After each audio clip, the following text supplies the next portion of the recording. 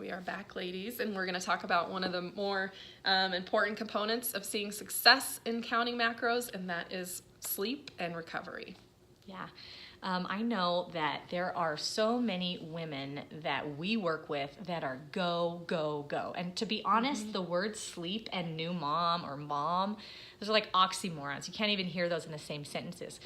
But we put our bodies through the ringer. We do so much, and people have no idea what lack of sleep does to your hormone profile, which kills your metabolism. So one of the things that we talk about to all of our clients is that your metabolism is heavily dependent on a healthy hormone profile. And to have that, your body needs rest.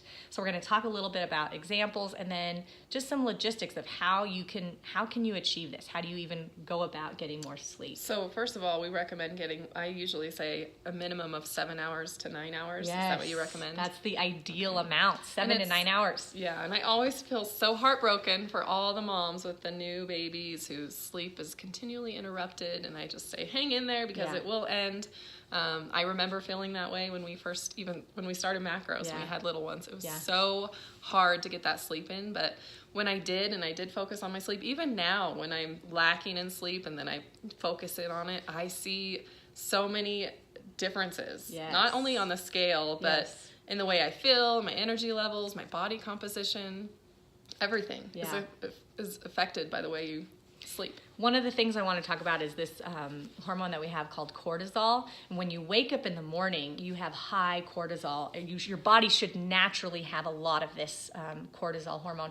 And what it enables us to do is it's like superpower. So you wake up and you're like feeling energized, you're rested, but throughout the day, your cortisol level should taper off so that by the time bedtime comes around, you're tired. And what we have seen, what America does is they wake up in the morning and they're like, oh, I need coffee, I need caffeine. So they have that little caffeine boost and that spikes their adrenaline a little bit, which that cortisol is heightened. And then, they'll go to the gym and we CrossFit. So that's kind of like a high anxiety situation, or it can be, 3, 2, 1, go. And our adrenaline spikes again. And so we have all these stimulants that I always talk about how like my kids are fighting, and then that like raises my blood pressure through the roof. And if we do not actively recover from those situations through carbohydrates, that's like one of the ways that you can turn off your adrenaline and recover, then you will start to have massive issues from not doing that. So adrenaline is just like this superpower that is incredible. Like you've heard of parents being able to like lift up a car or whatever when their baby's, trapped, because adrenaline is powerful. But over time, if you're not recovering and resting, you lose that superpower.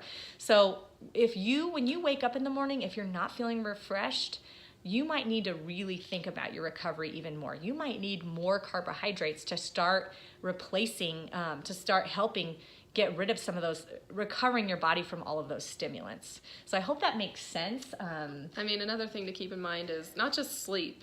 Maybe you're exercising 7 days a week. Yes, you're lacking in recovery time. Absolutely. Yeah, maybe some signs of that being a problem are your appetite is decreasing. You're not seeing progress. Maybe you should think about cutting back a little bit. Yeah. And I promise you will see progress because of it. I know it's hard. Sometimes mentally it's so hard to see past that. We think more. If I exercise more, I'm going to see more progress, but that's just not the case. Yeah, so think about going to bed 30 minutes earlier. That's one practical tip that I like to give my clients. Even if you have a newborn baby, especially if you have a newborn baby, and that first stretch, at least for my kid, that first stretch of sleep that they would get would always be like their deepest sleep. So I remember from like 8 to midnight being like, okay, I know that he's going to sleep really good at this point. So I would go to bed when he went to bed, just 30 minutes earlier, or instead of going to bed with, being overstimulated again by your screens or, TV, phone, down, think about shutting that off and having a warm bath or stretching or reading a book. Those kinds of things can relax you, enable you to sleep well. And then one more thing about sleep is magnesium is the supplement that we recommend that can really help with your sleep. We recommend 400 milligrams a day at night, typically with dinner, and that should help as well with sleep. So anything else you want to add? I was thinking about, don't sacrifice your sleep for exercise. That's another thing I see all the time.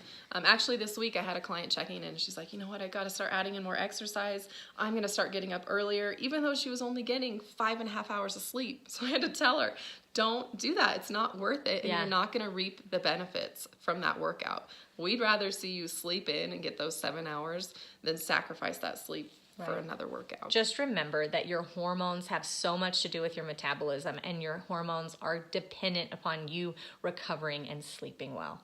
So that's it from us today, ladies.